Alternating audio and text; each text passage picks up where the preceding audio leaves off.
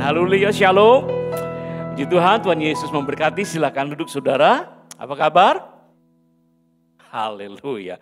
Itu jawaban yang standar, saudaraku. Setiap kali ditanya apa kabar, maka jawabnya harus luar biasa. Apakah memang benar luar biasa? Apakah memang tidak ada bermasalah? Masalah ada, banyak, selalu ada masalah. Tetapi Tuhan hadir di tengah segala masalah itu, menjadikan segala sesuatunya menjadi luar biasa. Nah, pagi hari ini kita mau belajar satu hal, yaitu bagaimana kita bersikap ketika kita berada atau sedang berada di dalam masalah. Masalah bukan lagi sebuah masalah apabila sudah berlalu.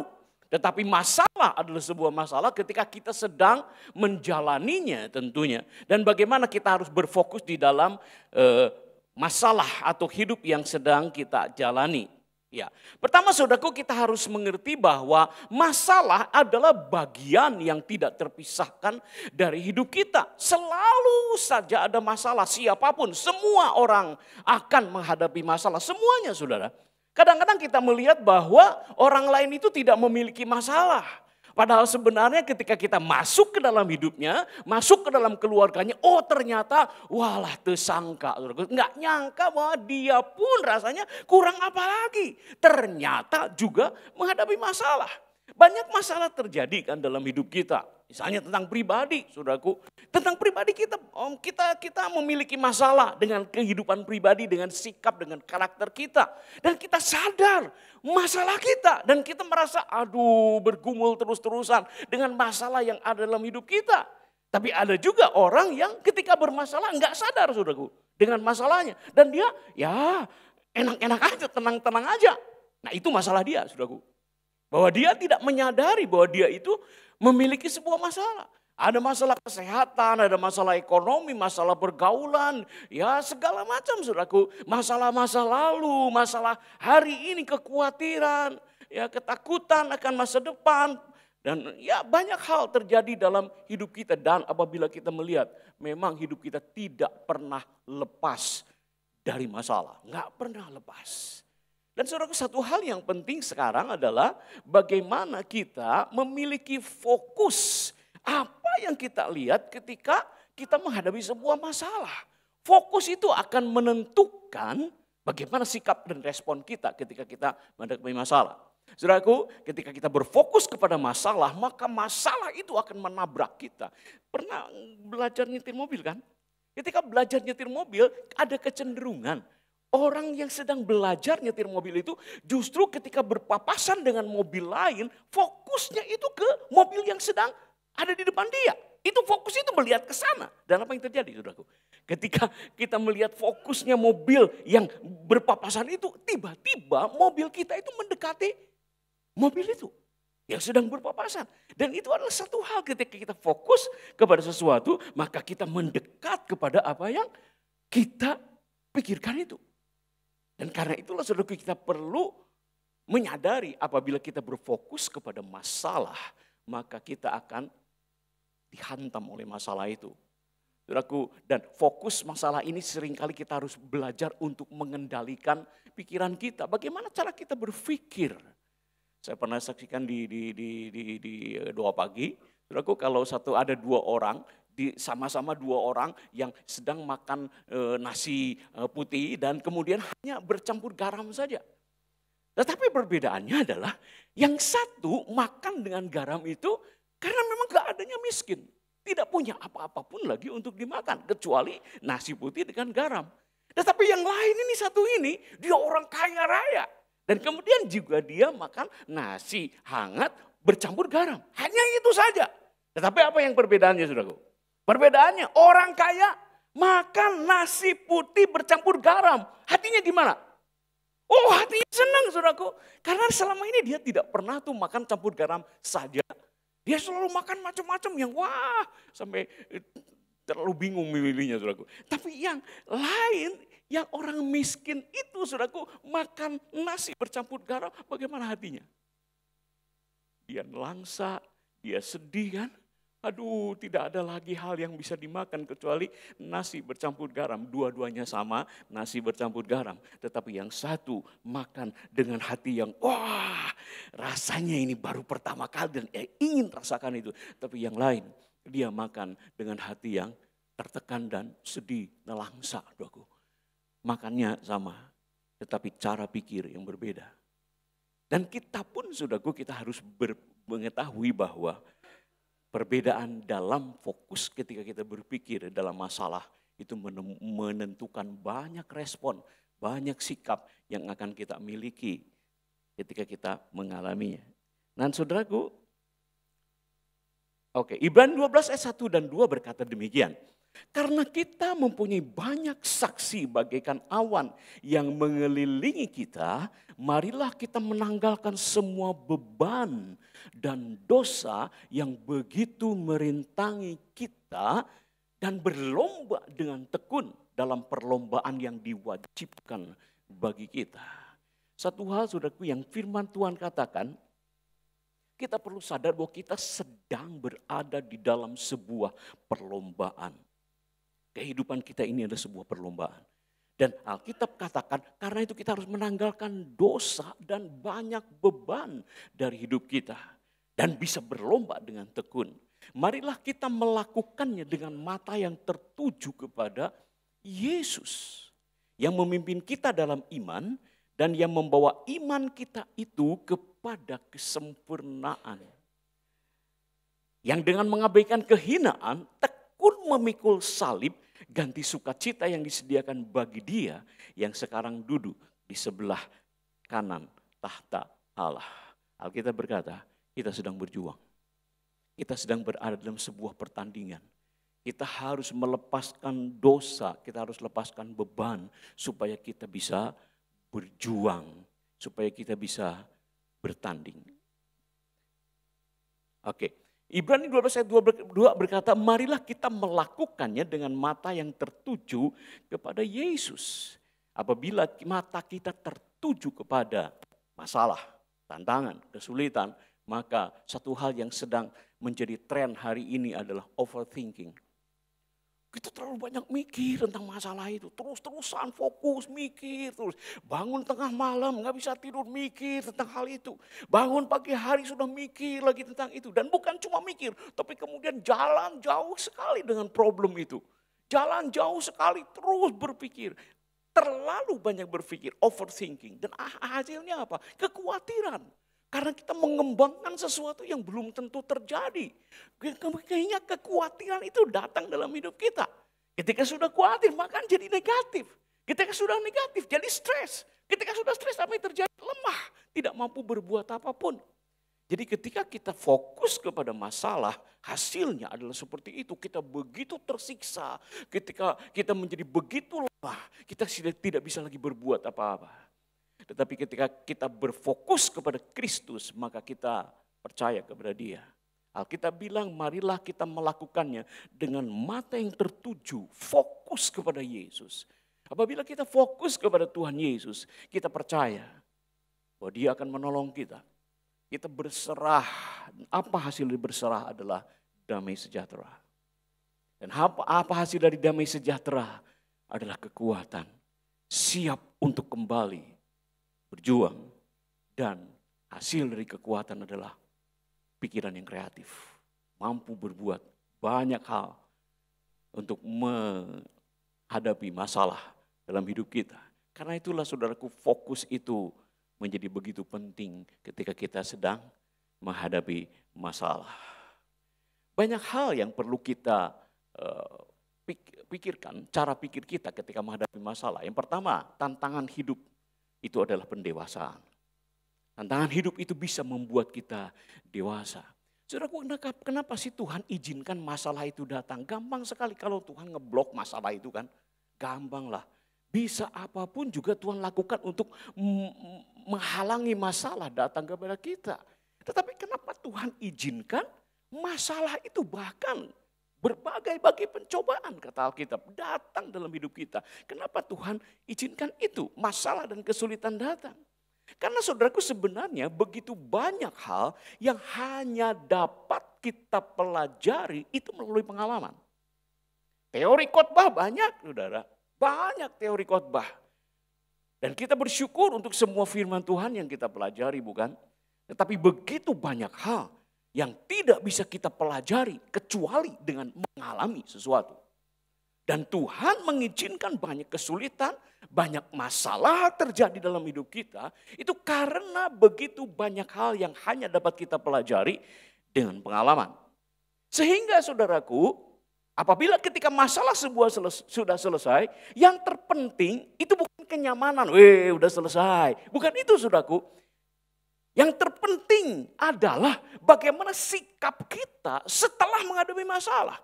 Harusnya masalah itu membuat kita lebih dewasa. Membuat kita lebih kuat, membuat kita lebih percaya kepada Tuhan. Bukan cuma karena lepas dari masalah kemudian bebas. Bukan seperti itu saja, saudara. Tetapi ada satu perubahan, ada satu proses yang sudah dilalui sehingga membuat kita lebih dewasa daripada sebelum kita menghadapi masalah. Alangkah ruginya, saudara, apabila kita menghadapi masalah, masalahnya sudah bebas, memang nyaman, tetapi kita tidak berubah. Tetapi kita tidak semakin kuat. Tetapi kita tidak semakin dewasa. Kita mengalami masalah itu, yang terpenting adalah kita menjadi dewasa. Karena itulah saudaraku, seringkali kebutuhan kita bukan penyelesaian masalah, tetapi kekuatan dan penghiburan ketika kita menghadapi proses itu. Apa yang kita inginkan ketika menghadapi masalah? Tuhan, angkat masalahku. Padahal seringkali yang terpenting bukan itu. Yang terpenting adalah bagaimana ketika dalam masalah Tuhan memberikan kekuatan, Tuhan memberikan penghiburan, Tuhan memberikan sukacita. Sehingga ketika masalah itu selesai, dia lahir menjadi orang yang berbeda. Satu hal perlu kita pikirkan saudara, bahwa tantangan hidup adalah proses pendewasaan supaya kita semakin serupa dengan Kristus. Dan saudaraku, kita tahu bahwa ada rencana Tuhan di dalam semua peristiwa. Roma 8:28 kan, ayat pegangan kita seumur hidup. Roma 8 ayat 28. Kita tahu sekarang bahwa Allah turut bekerja dalam segala sesuatu. Amin. Untuk mendatangkan kebaikan bagi mereka yang mengasihi Dia. Yaitu bagi mereka yang terpanggil sesuai dengan rencana Allah. Ayat ini berkata bahwa apabila kita mengasihi Tuhan, taat kepada Dia, maka akan mendatangkan kebaikan. Pasti akan mendatangkan kebaikan. Dan Tuhan turut bekerja di dalam segala perkara. Termasuk kesalahan-kesalahan yang pernah kita buat.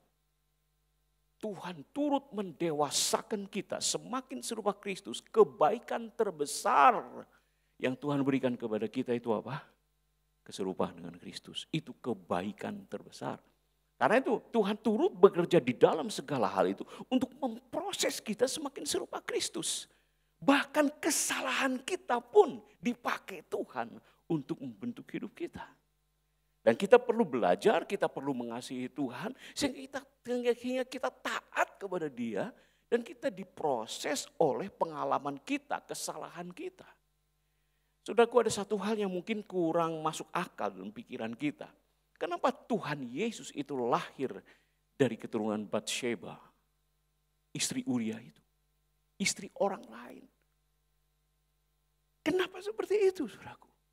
Tuhan menunjukkan bahwa Tuhan bisa bekerja dalam segala hal untuk mendatangkan kebaikan. Tidak ada dosa yang terlalu besar apabila kita bertobat. Tuhan akan menjadikannya sebuah kebaikan. Karena itu saudaraku, rencana Tuhan itu ada dalam hidup kita. Ketika ada masalah apapun, maka Tuhan akan bekerja, turut bekerja di dalam apapun, dalam segala hal untuk mendatangkan kebaikan bagi kita. Semuanya akan mendatangkan kemuliaan bila kita taat pada saat menghadapi masalah dan dibentuk oleh tangan Tuhan. Dan pada saat kita selesai nanti kita akan melihat bahwa masalah yang pernah kita alami itu sangat berharga. Itu sangat berharga membentuk kehidupan kita. Saudaraku, banyak sekali kita berpikir kenapa Tuhan izinkan sesuatu masalah terjadi. Tetapi apabila kita sudah mengalami itu, pada saat kita selesai, saat itu kita akan mengerti. Oh, saya tahu kenapa Tuhan mengizinkan sesuatu terjadi dalam hidupku. Dan hari ini saudaraku, mari kita berfokus kepada Kristus bahwa masalah-masalah yang terjadi itu adalah proses pendewasaan dalam hidup kita. Jangan kehilangan keuntungan itu. Jangan cuma berharap bahwa sebuah masalah itu selesai dan kemudian kita berada dalam kenyamanan. Bukan cuma itu, tapi sebuah proses pendewasaan harus kita miliki setelah kita menghadapi sebuah masalah. Saudara, satu hal lagi yang perlu kita mengerti adalah rencana Tuhan itu lebih dari sekedar hukum tabur tuai yang sempit. Hukum tabur tuai yang sempit itu seperti ini, saudara. Bahwa kalau aku berbuat baik, aku akan menuai baik. Benar. Betul seperti itu. Bahwa kalau saya berbuat baik seperti Alkitab katakan, apa yang aku tabur itu akan aku tuai. Tetapi ternyata kita perlu mengerti lebih besar daripada itu. Apalagi ketika kita melihat kisah Ayub. Ayub salahnya apa, saudaraku? Dia selalu menabur kebaikan. Untuk dirinya sendiri, untuk keluarganya, semuanya. Tetapi apa yang dialami oleh Ayub adalah masalah yang terlalu berat sebenarnya untuk dialami oleh seorang manusia. Nah, kita perlu mengerti bahwa persoalan hidup kita itu lebih besar daripada konsep atau hukum tabur tuai yang seringkali kita dengar. Tuhan melakukan segala sesuatu itu tidak pernah lepas dari kasih apapun yang dia lakukan. Apapun yang dia lakukan nggak pernah lepas dari kasih. Kenapa? Karena Allah adalah kasih, nggak mungkin lepas. Apapun yang diizinkan Tuhan terjadi itu pasti ada unsur kasihnya di situ. Karena Allah adalah kasih dan tidak pernah dia bisa lepas dari kasih itu. Apapun yang dia izinkan terjadi dalam hidup kita tidak pernah lepas dari kasih Tuhan. Tidak pernah. Dan ini satu hal yang perlu kita pegang. Bahwa Allah adalah kasih dan tidak pernah dia mengizinkan apapun terjadi dalam hidup kita. Kalau bukan karena kasihnya. Dan hal yang perlu kita pikirkan juga adalah saudaraku, kebaikan Tuhan yang kita pikirkan itu sebenarnya saudaraku kita melihat bahwa kebaikan Tuhan itu lebih besar daripada cara berpikir kita tentang kebaikan. Kebaikan menurut kita apa? Ada masalah ditolong, ada kurang ditambah gitu kan. Ada perlu dikasih, itu kebaikan.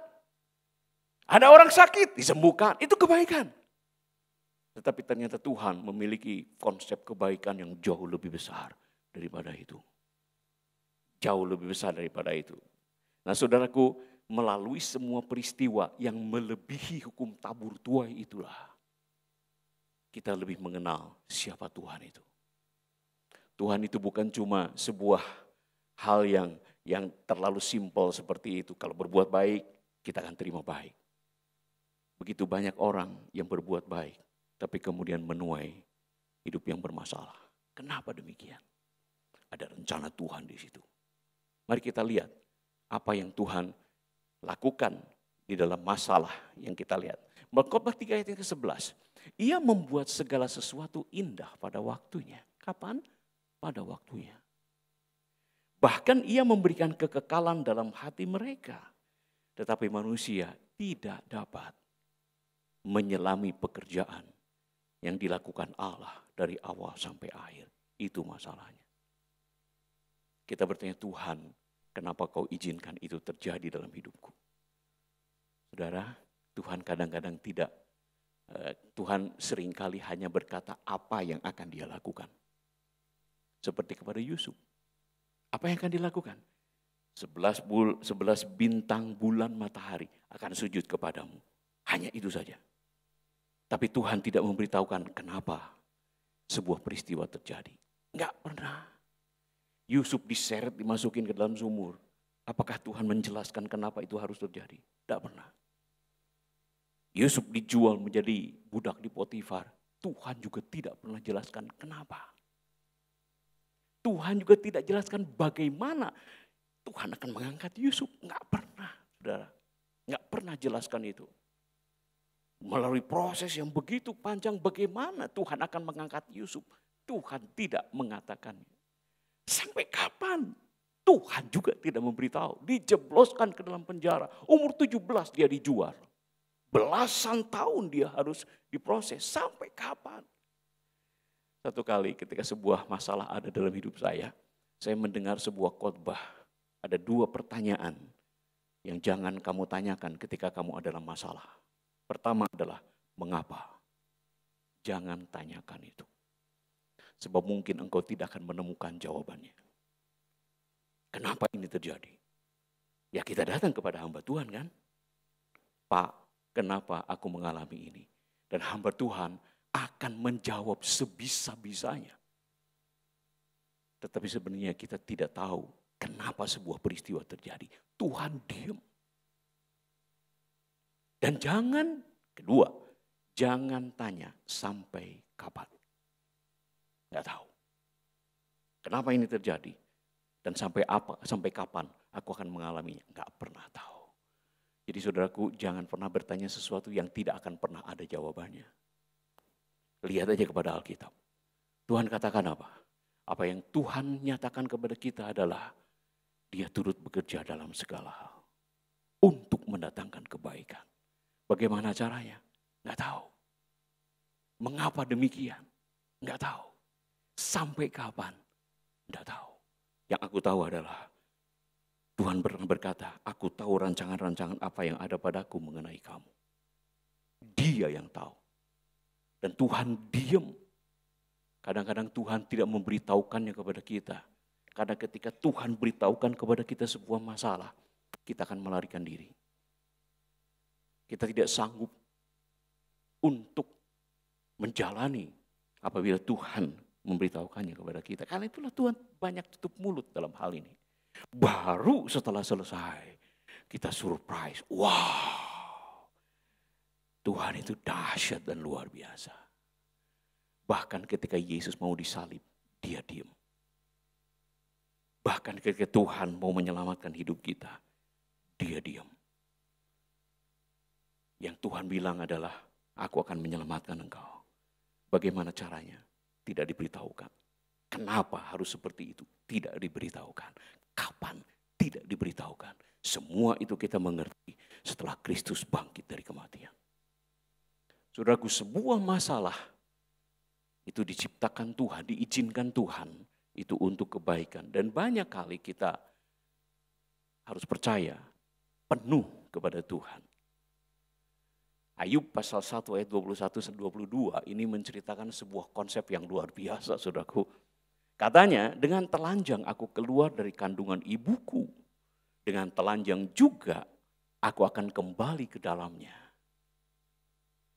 Tuhan yang memberi, Tuhan yang mengambil, terpujilah nama Tuhan. Dalam kesemuanya itu Ayub tidak berbuat dosa dan tidak menuduh Allah berbuat yang kurang patut. Saudaraku, ini sebuah konsep yang luar biasa dari Ayub. Ayub berkata, dengan telanjang aku datang, dengan telanjang aku pulang. Ini sebuah gambar besar kehidupan. Apa sebenarnya yang kita cari dalam hidup ini? Kenapa kita begitu mempertahankan sesuatu dengan begitu kuat? Dengan telanjang aku datang, dengan telanjang aku pulang. Lalu apa yang kita kerja dan pertahankan? Apa yang membuat kita kecewa dan patah hati? Dengan telanjang aku datang, dengan telanjang pula aku akan pulang. Tuhan yang memberi. Ayub itu orang kaya. Ayub itu punya anak 10 orang. Semuanya cantik. Semuanya tampan. Dan tentu saja ketika mungkin ada seorang yang pernah berpikir, ini karena aku bekerja keras. Tetapi Ayub berkata, Tuhan yang beri. Dia berhasil, dia dihormati. Mungkin bisa saja dia berkata bahwa ini karena aku hidup benar. Tetapi Ayub berkata, Tuhan yang beri. Dia tahu ada Tuhan di balik semua peristiwa itu. Dan Tuhan yang mengambil. Mungkin kita bisa berkata kepada Ayub, Ayub, bukan Tuhan yang mengambil hartamu. Perampok-perampok itu yang mengambil hartamu. Bukan Tuhan yang mengambil anakmu 10 orang. Tetapi iblis menggunakan gempa bumi untuk membunuh mereka. Bukan Tuhan sama sekali. Kalau kita berkata demikian kepada Ayub, Ayub akan berkata kepada kita, no. Ya memang itu kelihatannya, tetapi semua itu adalah karena ada kehadiran Tuhan yang memberi izin untuk terjadi. Tuhan yang beri, Tuhan yang ambil. Terpujilah nama Tuhan. Dalam semua peristiwa, saudaraku, kita tahu ada Tuhan di situ. Dan dia yang sedang merancangkan sesuatu. Saudaraku, Ayub ini adalah seorang yang memiliki konsep hukum tabur tuai. Kenapa kita tahu? Sebab saudaraku, pada saat Ayub mengalami penderitaan itu, Ayub berani membela dirinya di hadapan Tuhan. Itu menyatakan bahwa aku udah hidup benar. Dan karena aku udah hidup benar, maka aku berani untuk membela perkaraku di hadapan Tuhan. Karena dia hidup benar. Tetapi kenapa? Pada saat itulah Ayub tetap bertahan menghadapi semua masalah yang tidak dia ngerti. Banyak kekhawatiran orang adalah apabila seorang anak Tuhan, saudara, menghadapi masalah begitu berat, dia kemudian tinggalkan Tuhan. Karena hukum tabur tuai. Lalu untuk apa lagi kita ikut Tuhan? Kalau menghadapi masalah seperti itu. Aku sudah berbuat baik, aku sudah ibadah, aku sudah pelayanan. Tapi ternyata hidupku susah. Dan dunia mengintimidasi seperti yang dilakukan istri Ayub. Lah kamu masih percaya juga sama Tuhan? Ngapain juga kamu masih ibadah? Ngapain juga kamu masih beriman kepada percaya kepada Tuhan? Masih kebaktian juga? Ngapain juga? Udah tinggalin Tuhan. Bukankah hal itu sering mampir dalam pikiran seseorang ketika menghadapi masalah yang berat? Roh seperti itu mengintimidasi. Ayo udah gak percuma lah ikut Tuhan. Percuma percaya sama Tuhan. Mungkin itu bohong, mungkin itu salah. Tinggalkan Tuhan. Lalu setelah itu apa? Ya hidupmu sudah tidak berguna, bunuh diri aja. Itu Ayub, istri Ayub, saudaraku. Kamu masih percaya kepada Tuhan. Ayo tinggalkan Tuhanmu lalu mati aja. Dan itu intimidasi. Apabila kita hanya melihat bahwa hukum tabur tuai itu begitu sempit seperti itu. Kalau aku berbuat baik maka aku harus menerima kebaikan. Tetapi Ayub itu luar biasa. Di dalam semua peristiwa itu Ayub tidak menuduh Tuhan berbuat yang tidak benar, tidak patut, tidak pantas. Walaupun aku berbuat baik. Tapi masalah diizinkannya terjadi dalam hidupku. Tetapi Ayub tidak menuduh Tuhan berbuat yang tidak benar. Karena apa? Karena Ayub percaya Tuhan punya hikmat. Begitu percayanya kepada Tuhan, sangat luar biasa. Seandainya saja kita punya iman seperti itu, saudaraku, ketika menghadapi masalah. Masalah yang terjadi dalam hidup kita banyak kali tidak bisa kita ngerti. Tapi marilah kita percaya kepada kebaikan Tuhan, percaya kepada hikmat Tuhan dan pekerjaan Tuhan yang sedang Dia lakukannya. Dan selanjutnya juga kita, saudaraku, satu hal yang perlu kita lakukan, jangan bandingkan diri dengan orang lain. Ketika menghadapi masalah, yuk jangan bandingkan diri dengan orang lain. Ibrani 5 ayat 8 berkata demikian. Dan sekalipun ia adalah anak, ia telah belajar menjadi taat dari apa yang telah dideritanya. Jadi Yesus itu adalah dia anak Allah dan sekalipun dia itu adalah anak, Yesus itu belajar taat. Taat apa? Taat dari apa yang telah dideritanya sendiri. Jadi dia tidak melihat orang lain. Yesus menghadapi masalah nggak, saudaraku? Oh, Yesus menghadapi masalah besar. Tuhan menghadapi masalah juga. Masalah pertama, Lucifer memberontak, itu masalah. Masalah yang kedua yang lebih besar daripada itu adalah manusia jatuh dalam dosa. Dan itu masalah yang jauh lebih besar. Karena manusia yang serupa dan segambar dengan Allah. Kita tahu, kita bisa bayangkan, saudaraku, Tuhan melihat manusia yang serupa dan segambar dengan Dia. Hatinya begitu bersuka cita. Karena itulah Tuhan katakan sungguh amat baik. Karena Dia melihat dirinya sendiri dalam Adam dan Hawa. Tapi tiba-tiba mereka hancur. Dan waktu itu, saudaraku, Tuhan menghadapi masalah besar. Dan Yesus turun ke dunia untuk menyelesaikan masalah itu. Dan disitulah, saudaraku, dia harus berjuang menghadapi masalahnya sendiri. Yang berbeda dengan masalah kita tentunya. Yesus menghadapi masalah dan sekalipun ia adalah anak, ia belajar taat dari apa yang telah dideritanya. Tuhan punya masalah sendiri dan dia taat atas masalahnya sendiri. Demikian juga kita, saudaraku, kita harus taat dan setia ketika kita menghadapi masalah kita sendiri. Enggak usah bandingin dengan orang lain. Masalah kita sendiri. Frustrasi dan stres itu bisa kita alami kalau kita banding-banding dengan orang lain. Dan bahkan saudaraku, kadang-kadang ada orang yang itu tuh, kalau melihat orang lain menderita itu rasanya lebih enak gitu kan. Ya seperti itu saudaraku. Ya kan, oh itu ada orang yang lebih menderita begini. Oh iya saya mah nggak segimana-gimana teing gitu loh. Dan rasanya lebih damai begitu kan. Nah, karena kita membandingkan diri dengan orang lain. Sebaiknya tentunya kita tidak seperti itu. Kita jalani saja hidup kita sendiri, miliki penghiburan lebih baik daripada ketika kita melihat orang lain jauh lebih menderita, maka kita merasa lebih terhibur. Waduh, saudaraku. Tentunya kita perlu memiliki sebuah alasan bersukacita yang lebih baik daripada alasan seperti itu. Jangan bandingkan diri dengan orang lain. Kita memiliki perjuangan kita sendiri. Setiap orang memiliki jalan hidupnya sendiri. Saudara, kita semua memiliki jalan hidup masing-masing sendiri. Ya, Abraham punya panggilan sendiri, punya pergumulan sendiri. Kita semua masing-masing punya pergumulan sendiri. Lihat track pertandingan kita sendiri. Nggak usah lihat terlalu banyak membanding-bandingkan diri dengan orang lain. Lihat track kita sendiri. Berlari dengan fokus kepada Kristus. Bukan berfokus kepada kesenangan. Atau bukan berfokus kepada penderitaan orang lain. Tetapi fokus kepada Kristus. Ishak punya perjuangannya sendiri yang berbeda. Yakub, Musa, Daud, bahkan Yesus punya perjuangannya sendiri-sendiri. Apabila kita banding-bandingkan diri dengan orang lain, saudaraku, maka kita akan lebih menderita tentunya. Lebih menderita. Rencana Tuhan itu tidak sama kepada setiap orang. Enggak sama. Karena itu saudaraku, setiap kali kita dengar kesaksian dari orang lain, wah diberkati Tuhan setelah didoakan oleh pendeta Anu gitu. Kita cepat datang ke pendeta Anu. Belum tentu. Karena Tuhan punya panggilan berbeda. Sehingga sebuah kesaksian dilakukan Tuhan kepada orang-orang yang berbeda dengan cara yang berbeda. Dan karena itulah kita berhubungan pribadi dengan Tuhan. Setiap orang punya kesaksian hidup itu berbeda. Ada orang berkata, aduh kalau aku jadi kamu mah aku enggak akan kuat. Ya mungkin. Mungkin seperti itu. Tapi ketika dia alami sesuatu yang jauh lebih berat, ternyata Tuhan pun memberikan kekuatan kepada dia.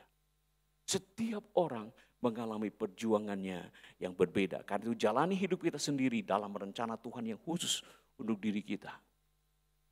Sendiri, jalani bersama dengan Tuhan perjuangan kita yang khusus untuk kita.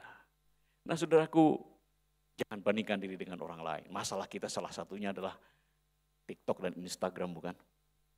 Waduh, banyak orang yang senang sekali untuk membangun personal branding atau apapun namanya. Ya mau masang, aku dari sini loh, aku dari situ loh, aku belanja ini loh, aku ini, semuanya. Dan orang-orang yang ya oke saja sih memposting hal-hal seperti itu. Tetapi kemudian yang saya ingat adalah bagaimana orang-orang yang untuk makan pun mereka susah. Dan sebaiknya tidak lihat hal-hal seperti itulah.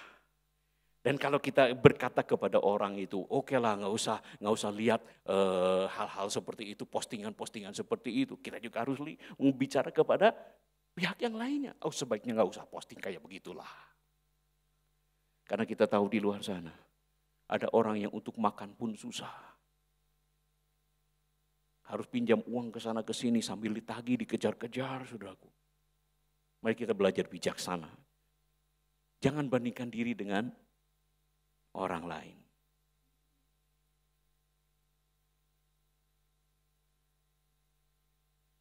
Oke. Nah saudaraku, Ibrani 12 ayat yang ketiga berkata, ingatlah selalu akan Dia. Ingat selalu akan Tuhan yang tekun menanggung bantahan yang sehebat itu terhadap dirinya dari orang-orang yang berdosa. Ketika kita menghadapi masalah, ingat kepada Tuhan supaya kamu Jangan kamu menjadi lemah, jangan kamu menjadi putus asa. Yesus sudah berikan teladan bagaimana caranya hidup di dalam menjalani masalah. Nick, saya pikir tolong aja Nick. Oke. Apa yang dilakukan oleh Yesus adalah pertama berusaha melakukan yang terbaik ketika berada dalam masalah. Banyak kali kita saudara ketika kita berada dalam masalah kita kan jadi malas kerja tuh. Kita udah gak mau kerja dah, kita menyerah aja. Tapi Yesus ketika menghadapi masalah yang sangat besar itu, apa yang dia lakukan? Marilah kita melakukannya dengan mata yang tertuju kepada Yesus yang memimpin kita dalam iman dan membawa iman kita itu kepada kesempurnaan yang dengan mengabaikan kehinaan tekun memikul salib. Ganti sukacita yang disediakan bagi dia yang sekarang duduk di sebelah kanan tahta Allah. Bahkan ketika Yesus harus memikul salib. Berat. Penderitaan yang sangat berat. Ternyata Yesus melakukannya dengan sangat luar biasa baik. Dengan sempurna. Dan itu yang pertama kita harus pelajari dari Kristus. Bagaimana ketika kita berada dalam masalah, tetap lakukan yang terbaik, tetap kerja, tetap berusaha, tetap lakukan yang baik, tetap cari ide, tetap berpikir, tetap cari teman. Terus bekerja, lakukan yang terbaik ketika berada dalam masalah. Yesus pun melakukan itu. Kita lihat, ingat kepada dia. Bagaimana ketika dia dalam masalah, dia tetap melakukan yang terbaik. Walaupun dia harus berjuang begitu berat. Klik.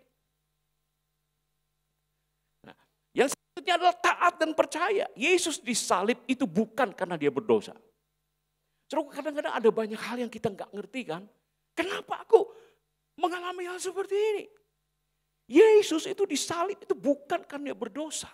Justru karena dia baik, dia disalib.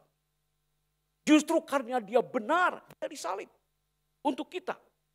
Kalau saja Yesus berdosa, nggak akan disalib. Karena orang berdosa tidak bisa menebus orang berdosa. Tapi karena Yesus itu suci, Yesus itu benar, Yesus itu baik, maka kemudian dia disalib. Apa sikapnya ketika dia menghadapi masalah besar seperti itu? Dia taat, dia percaya ada rencana Bapa yang besar ketika dia menghadapi masalah seperti itu. Dan kita perlu melihat bahkan Yesus ketika dia diperlakukan tidak adil pun ternyata dia tetap melakukan yang terbaik. Yesus menjalaninya dengan taat dan percaya kepada rencana dari Bapanya. Karena itulah dia lakukan tetap yang terbaik. Tetap berjuang, tetap lakukan yang terbaik. Walaupun kadang-kadang banyak hal yang kita tidak ngerti, tidak adil, tidak seimbang atau apapun. Tapi kita tetap melakukan yang terbaik. Oke, klik lagi. Percaya Tuhan Yesus itu menyertai hidup kita. Filipi 4 ayat 13, segala perkara dapat kutanggung di dalam Dia yang memberi kekuatan kepadaku. Kalau dia beri kekuatan artinya dia hadir dalam hidup kita. Artinya dia ada di dalam hidup kita. Dan Yesus, apakah kita pernah mengalami ditolong Tuhan? Pernah dong. Ingatlah satu kali kita pernah ditolong Tuhan bukan?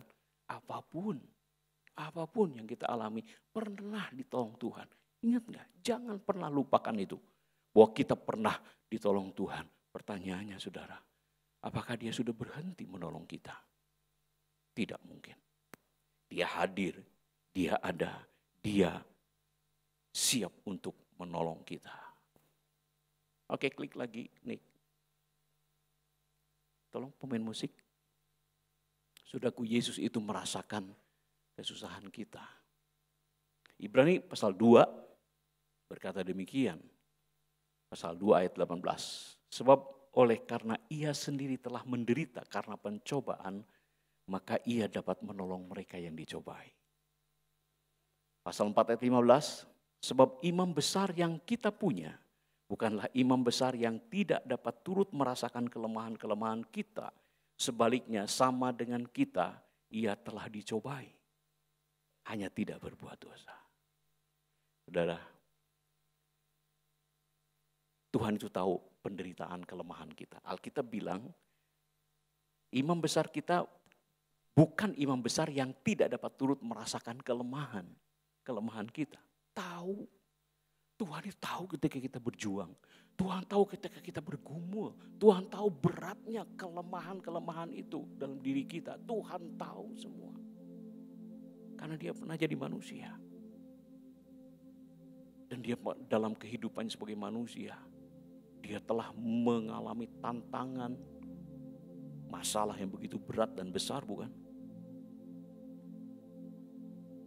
Tetapi apa yang dilakukan Tuhan, dia taat kepada Tuhan dan dia taat kepada Bapa. Dan Tuhan itu tahu setiap kali kita sedang berada dalam pergumulan berat, Tuhan itu tahu. Tuhan itu ngerti. Kelemahan kita Tuhan ngerti. Ada orang-orang yang lebih kuat dari orang lain kan. Menghadapi masalah biasa. Tapi ada orang-orang yang begitu dihantam oleh kelemahannya, oleh masalah. Dan dia merasa sudah tidak sanggup lagi. Dia merasa begitu lemah. Tuhan tahu kelemahan kita. Tahu. Tuhan ngerti. Tuhan tahu semua. Dia dapat merasakan semua kelemahan kita. Dia dapat merasakan semua pergumulan kita. Terus apa yang Tuhan lakukan? Dia ukur, dia timbang, beratnya, waktunya, besarnya, dia tahu semua, dia hitung semua. Kemudian Tuhan tulis, pencobaan-pencobaan yang kamu alami, itu tidak lebih dari kekuatanmu. Ketika engkau menghadapinya, Tuhan akan berikan jalan keluar dan kamu akan dapat menanggungnya. Wow.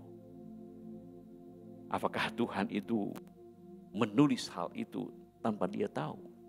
Dia pasti ngerti ukuran sejauh apa yang Tuhan izinkan terjadi dalam hidup kita. Dia dapat merasakan kelemahan-kelemahan kita ketika kita menghadapi masalah, ketika kita berjuang. Dia tahu semua. So, jangan khawatir lagi. Fokus kepada Tuhan Yesus ketika menghadapi masalah. Hari ini kita menghadapi kehidupan di depan yang katanya sih nggak jelas lah kayak apa. Teknologi berubah begitu hebat. Orang-orang di luar negeri sudah tidak ingin punya anak lagi, saudaraku.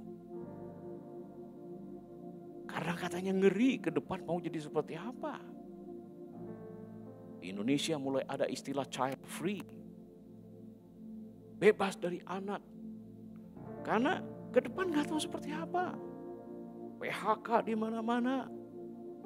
Ratusan orang sampai hari ini, kemarin saya masih baca, ada PHK lagi ratusan orang. Di mana? Di sini di Indonesia, saudaraku. Belum lagi di luar negeri, di mana-mana. Masalah rasanya itu sudah diprediksi begitu banyak sekali akan terjadi. Saudaraku, ada Tuhan di situ. Ada Tuhan. Percaya ketika kita menghadapi semua masalah itu, yuk kita lihat kepada Tuhan. Masakan Tuhan akan berdiam diri. Pasti Tuhan akan melakukan sesuatu. Fokus saja kepada Tuhan. Fokus kepada Kristus. Lihat, Tuhan sedang melakukan perbuatan-perbuatan yang besar dalam hidup kita.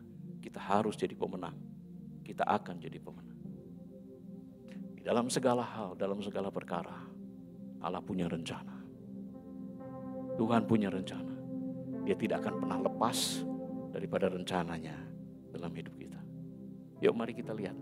Pribadi, saudara, pribadi. Tuhan punya rencana untuk masing-masing pribadi dalam hidup kita. Masing-masing pribadi. Karena itu dia datang kepada Tuhan. Kita buka hati kita. Bahwa Tuhan itu selalu merencanakan hal yang baik apapun yang kita alami.